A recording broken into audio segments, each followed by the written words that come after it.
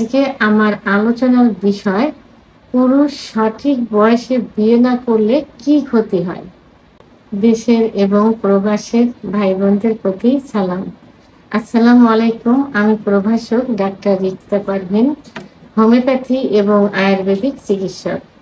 Islamic আইন অনুযায়ী পুরুষের বিয়ের বয়স 18 বছর এবং রাষ্ট্রীয় দিক থেকে পুরুষের বিয়ের বয়স 22 বছর।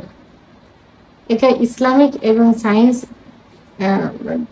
উভয়ের ভালো দিকটা বিশ্লেষণ করে সেভাবে সময়টা বয়সটা নির্ধারণ করে। তো সাধারণত পুরুষ 22-এর পরে যে 25-এর মধ্যে বিয়ে করে থাকে। তো এরপর যখন এই বয়সটা পার হয়ে যায়, বিশেষ করে 30, 35, 40 বছর বয়সেও অনেকে বিয়ে করে।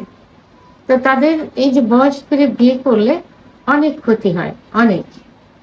কারণ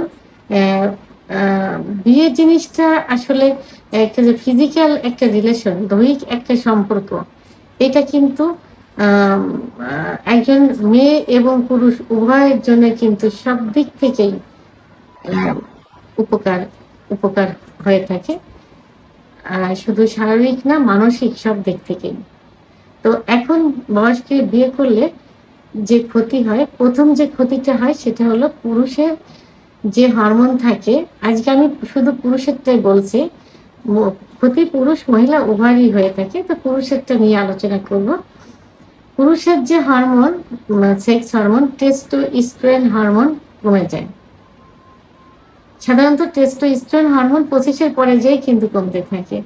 কারণগুলো আগের ভিডিওতে অনেকবার বলেছি যে 25-এর পূর্বে যৌবন শুরুর পর থেকে, যৌবনটা শুরু হয় 13-14 বছর বয়সে, তারপর থেকেই হস্তমৈথুন, বিছানায় ঘর্ষণ, স্বপ্নদোষ।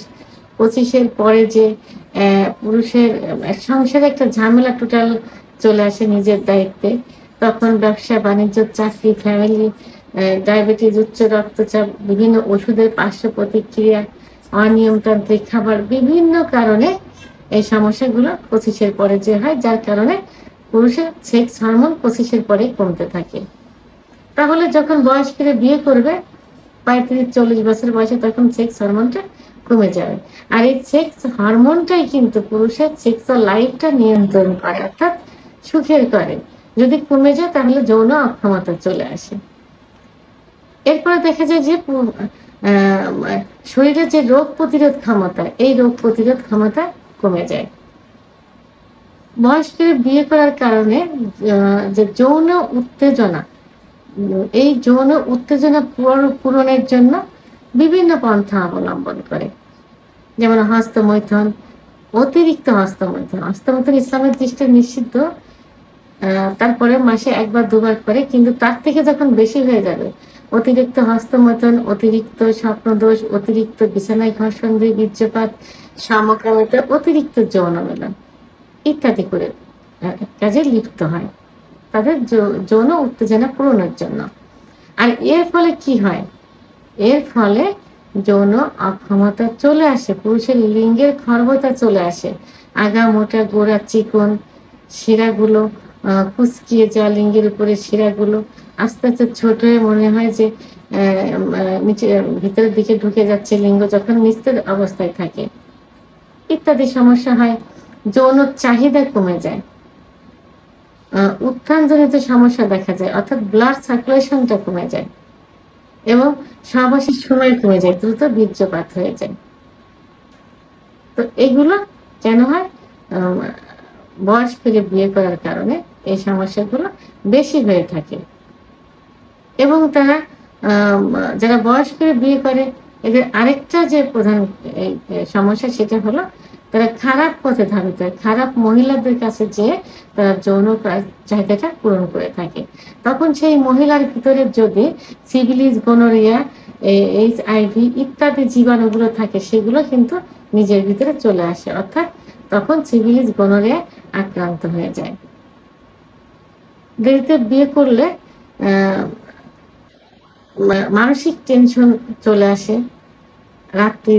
রাত জাগার একটা প্রবণতা চলে আসে এবং দেখা যায় রাত জাগার কারণে চোখের কোণে কালো দাগ পড়ে যায়, অতিরিক্ত দুশ্চিন্তা চলে আসে।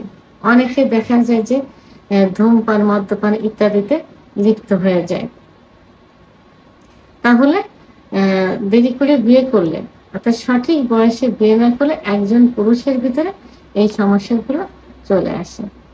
তো এই জন্য ইসলামের দৃষ্টির কোণ থেকে যে বিয়ের বয়স 18 বছর এবং রাষ্ট্রীয় দিক থেকে 22 বছর, এটা এটা এর মধ্যেই একজন পুরুষের বিয়ে করা উচিত। তাহলে কি হবে, এই যে সমস্যাগুলো, এই সমস্যা থেকে সহজে বেরিয়ে আসা যাবে। যদি অথবা সমস্যা হবে না, দেরিতে বিয়ে করলে যে সমস্যাগুলো হয়, এই বয়সের মধ্যে বিয়ে করলে এই সমস্যাগুলো হবে না।